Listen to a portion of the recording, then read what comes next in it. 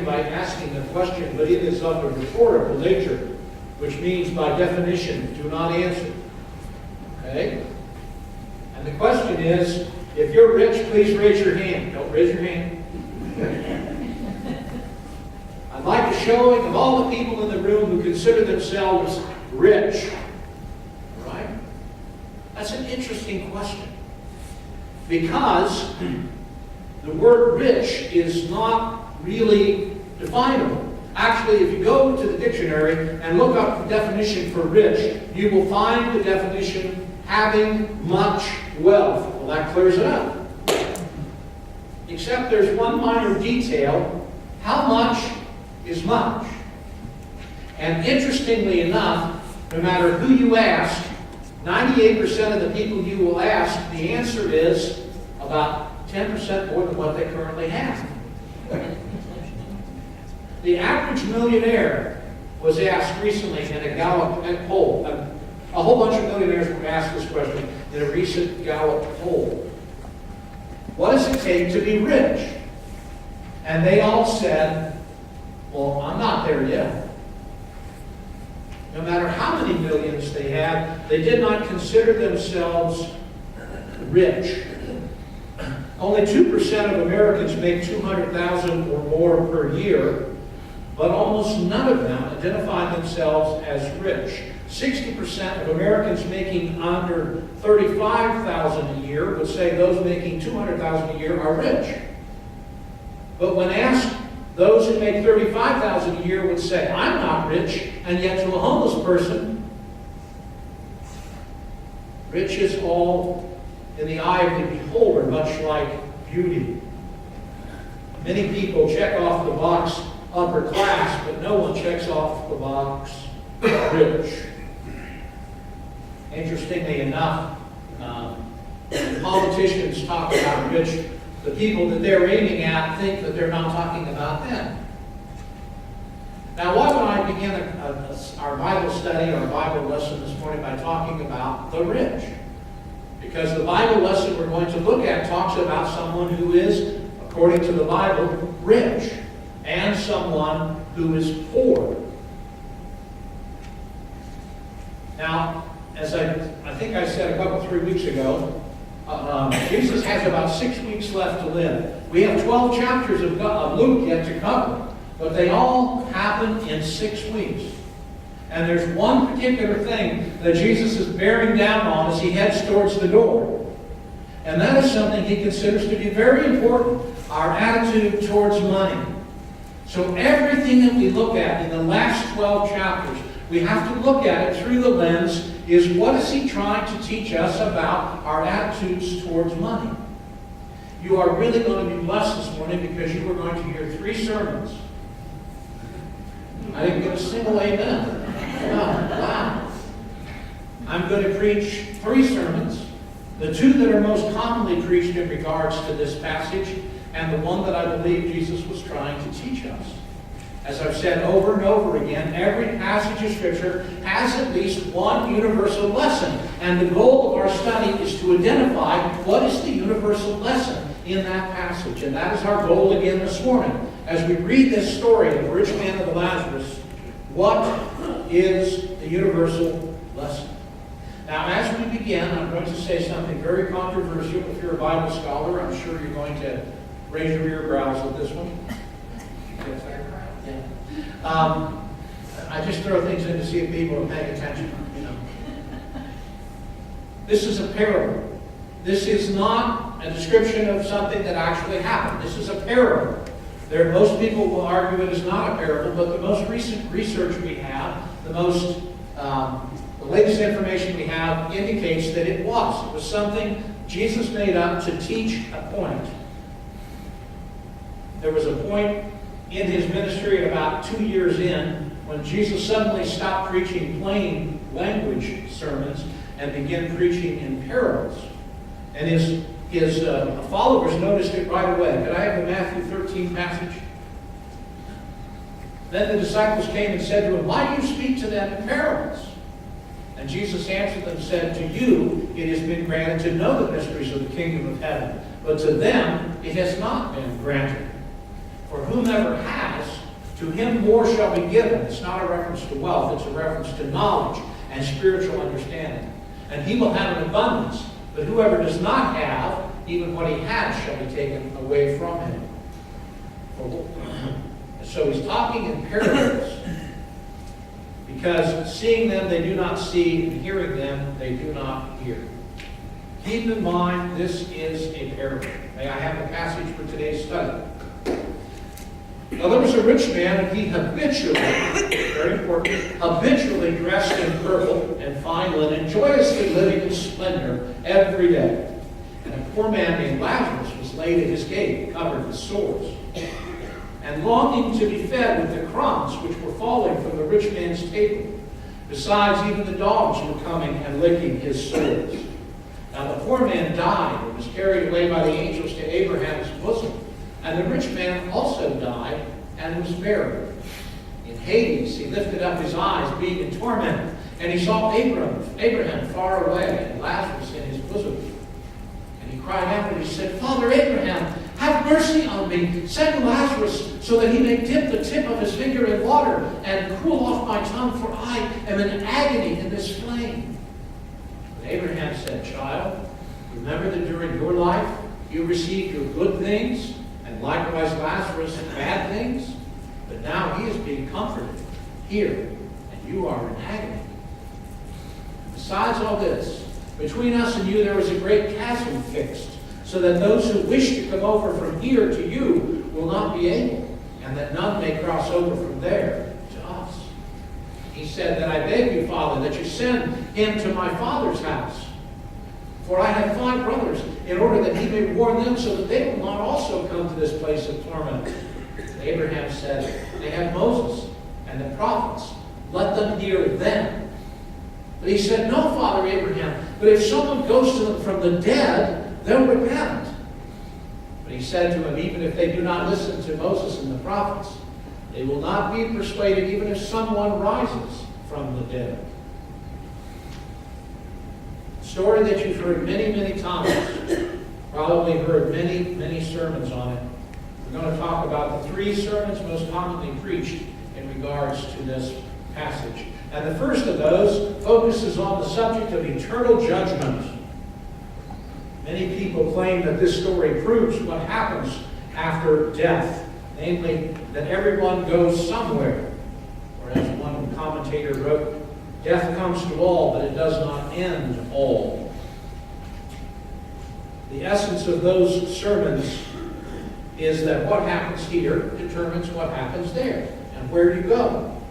Or as I have preached it over and over again, what did you decide about Jesus of Nazareth?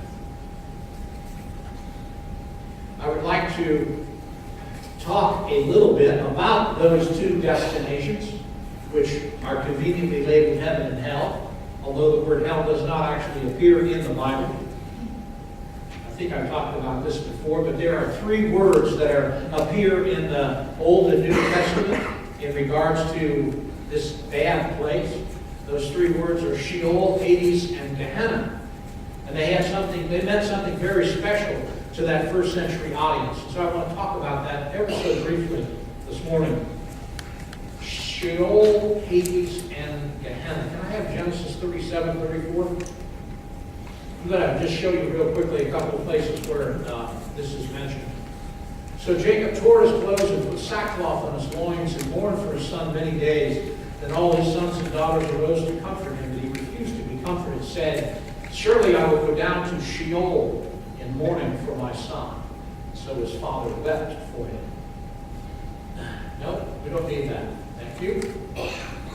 May I have the Psalm 139 passage? If I ascend to heaven, you are there. If I make my bed in Sheol, behold, you are there. Sheol is not hell. It is a different place, which I'm going to explain in just a minute. And finally, Jonah 2:2. I called out in my distress to the Lord, and he answered me. I cried for help from the depths of Sheol. Sheol is a Hebrew word. It means the place of the departed souls. It is a hole in the ground. It is a large cavern. I know that bothers some people. The theologian I live with doesn't particularly like that. And when the New Testament people came to the Greek let's start over again. When the New Testament writers came to record what they were told to record, they didn't use the Greek word Sheol, they used a word from Greek culture. And that word was Hades. And it translates as the hole in the ground where the departed souls rest. Why is that important?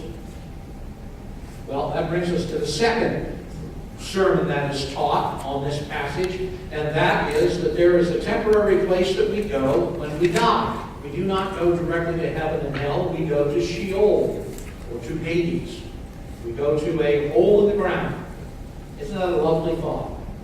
Except that you won't know that you're in a hole in the ground, because on one side is paradise, and on one side is the bad place. That's where Lazarus and the rich man are. See and hear what's going on in the opposite way, but you cannot go there. There's nothing wrong with preaching either of these sermons. They are accurate, but it is not our focus of this morning. I also wanted to mention the word Gehenna, which is the third word that appears in the New Testament, and it is the word that Jesus uses when he talks about the bad place. If you wanted to, we could all get on an airplane and go to Gehenna this morning. Or it would take us, we'd be there later today. But there is a physical place, a valley in Israel called Gehenna. Gehenna was an amazingly beautiful place. We're going to turn the clock back several centuries. And when Moses was walking the earth, the valley of Gehenna was one of the most beautiful places on earth. It had a river that flowed through it. It had natural occurring flowers and trees. And it was one of the most pleasant places on the planet. Then a group of people called the Amorites came along, and they decided to build a temple to Marduk.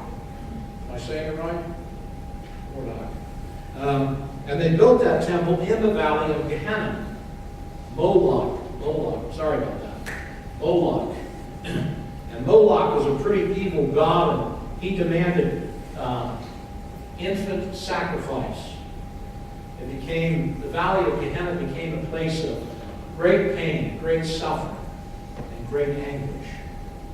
When the Israelites finally came across the Jordan and took over, they hated the place.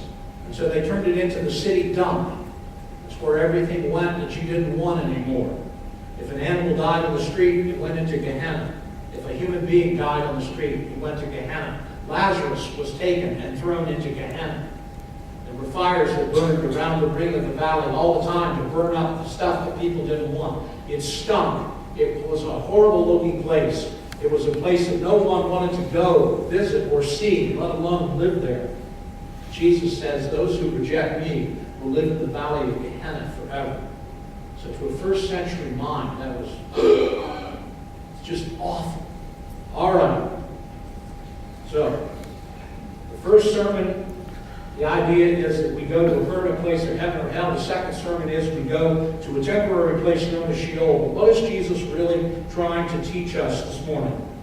What is the third way of looking at this? If he is trying to talk about wealth and our attitude of wealth, what in this story focuses on that subject? And that's what we're going to look at.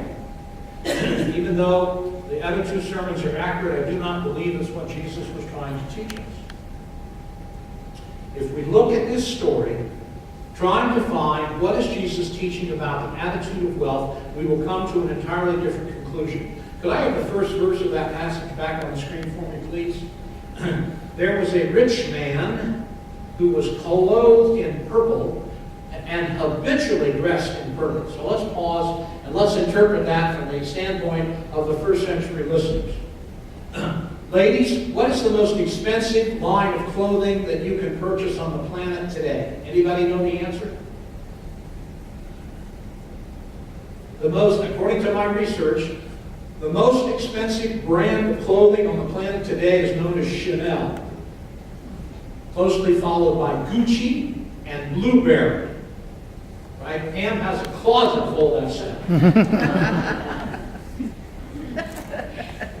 To be clothed in purple, that was a very rare thing. Purple cloth was extremely expensive in the first century. If you were a person who wanted to show off now and then, you had one purple outfit, And that probably took a lot of your income to make that happen. And so you bring it out and wear it on special occasions to let people know, see, I'm pretty wealthy. But it says he habitually dressed in purple, meaning every day. He had a closet full of Gucci and Blueberry and Chanel. He was an extremely wealthy man. Fine linen is a reference to the underclothing that went under the clothes. Fine linen was really soft and really comfortable. Think silk, ladies. And so he wore these fine things every single day. And then it said he joyously living in splendor every day. The King James Version says he feasted every day. The literal translation of that word is to be put in a good frame of mind. Did you notice the items on the front cover of the bulletin today? A display like that would put you in a good frame of mind, I would think, right? You have all of this wondrous food that you can eat. It says that he ate sumptuously. That's the King James again. That literally translates to brilliantly. When you came and looked at his table, it was a sight to behold. Now, I certainly don't want to hold up Golden Corral as the end-all, be-all in fine dining, but I assume you've all been to a Golden Corral, right? Can you remember back to the first time you ever walked into a Golden Corral and you went past the counter, past the cashier, and it was like, food! Like forever! Piles and piles and piles of food everywhere you looked. That's called eating sumptuously. This man ate sumptuously. One commentator that I read said that he had food on his table for 5 every single day. There was enough food on that table to feed 5 people every single day. And then contrast that with what was going on at the gate. If you have a really nice house, a really, really big house, Pam and I were coming back from India the other day. We went through Fishers and Carmel and whatever those other places up there. And we went down the side road, and every home we went by had a great big giant fence, a huge gate. And that's an indication of wealthy people. It's been true for 2,000 years. This rich man had a big, strong gate in the walls that surrounded his house. So his house is way back there, and then you got a wall out here, and then you got a gate. And outside of that gate lies Lazarus every day. It was perfectly acceptable in that culture. If you didn't have enough food, if you didn't have any way to make a living, your friends would take you outside of the gate of a wealthy person. And why would they put you there? Because Jewish culture said it was the rich man's responsibility to take the leftover food and feed it to the person sitting at the gate. Now, in this rich man's house, this is how it worked. He ate whatever he wanted. His children and family ate what they wanted. The servants ate what they wanted with what was left over. They fed the dogs, and then they took what was left out to whoever was at the gate. And in the case of Lazarus, not very much got to the gate. Lazarus was a very poor, hungry man, and he was not in good health.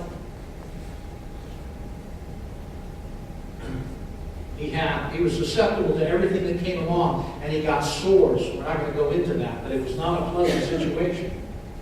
The detail about the dogs licking his sores is there for 2 reasons, to add 2 layers of information to us. Number 1, the dogs paid more attention to him than the rich man did. And 2, a dog's saliva would have increased his pain something fierce. He was not in a good place. He was not in a good condition. The Bible does not specifically tell us what caused Lazarus' death, but Christian history is very clear on what caused his death. You know what Christian history says he died of? Starvation. He lay outside of the gate of a man who had 5 times as much food on his table every single meal, and the man at his gate died of starvation. There is something to be learned in this lesson about our attitude towards money. And that's the primary thing that Jesus is teaching. There's a connection between those 2 dots, which we're going to try to put together. You feel the injustice of what happened.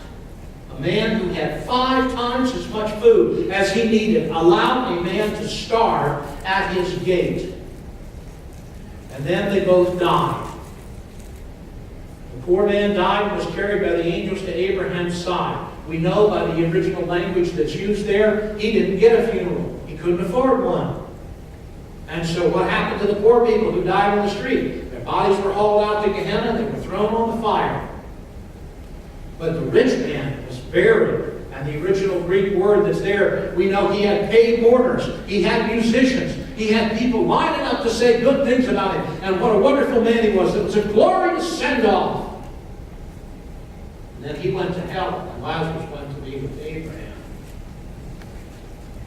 And the interesting question is why?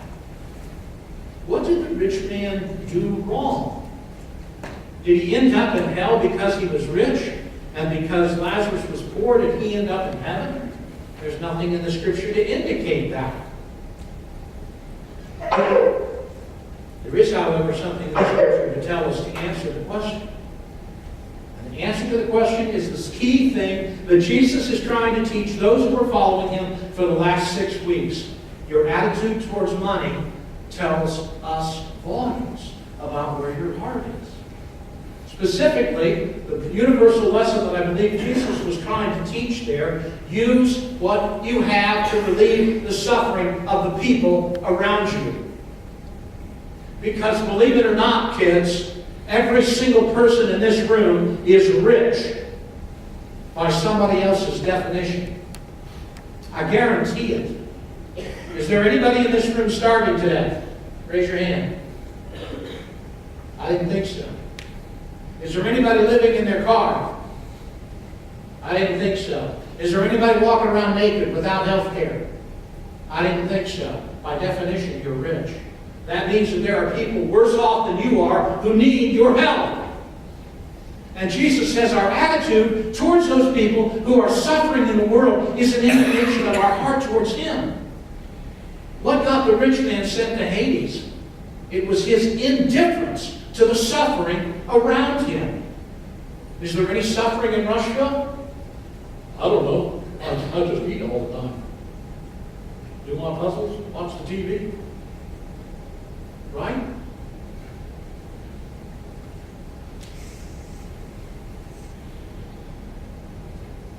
Whatever we have, Jesus teaches us over and over and over again, you are blessed to be a blessing. You are blessed to be a blessing. And there's a follow-up teaching with that. No matter how much you pour out of your blessings, no matter how much you give away, God will replace it. That is a scriptural truth. No matter how much you have and how much you give away, God will fill it back up again. As my good friend David Blackwood used to say, we give out God's blessings with a teaspoon, and he gives them back with a coal shovel. Brother Blackwood is from the hills of West Virginia. We are blessed to be a blessing to relieve the suffering of those around us. How can I offer proof of that? May I have Matthew 25, please? Then the king will say to those on his right, come, you who are blessed by the Father. Inherit the kingdom prepared for you from the foundation of the earth. For I was hungry, and you gave me food. I was thirsty, and you gave me drink. I was a stranger, and you welcomed me. I was naked, and you clothed me. I was sick, and you visited me. I was in prison, and you came to me. And then the righteous will say, Lord, when did we see you hungry and feed you, or thirsty and give you drink? When did we see you as a stranger and welcome you, or naked and clothe you? When did we see you sick or in prison and visit you? And the king will answer them and say, truly I say unto you, if you did it unto the least of these, my brother, you've done it unto me. How many people at the end of the ramp have you passed without rolling your window down? Right? They don't deserve anything. They should be working like the rest of us.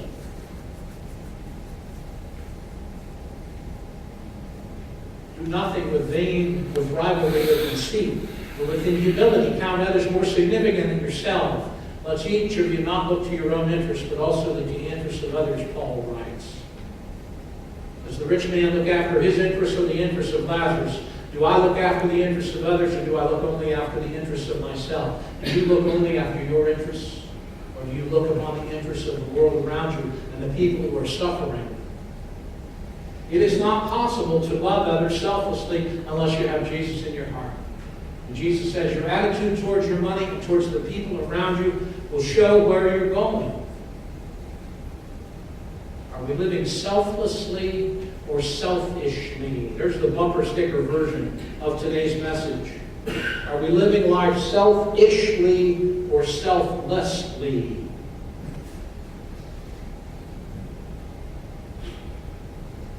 The rich man did not go to hell because he was rich. The poor man did not go to heaven because he was poor. They went where they went because of their attitudes towards money and towards their faith in Jesus Christ.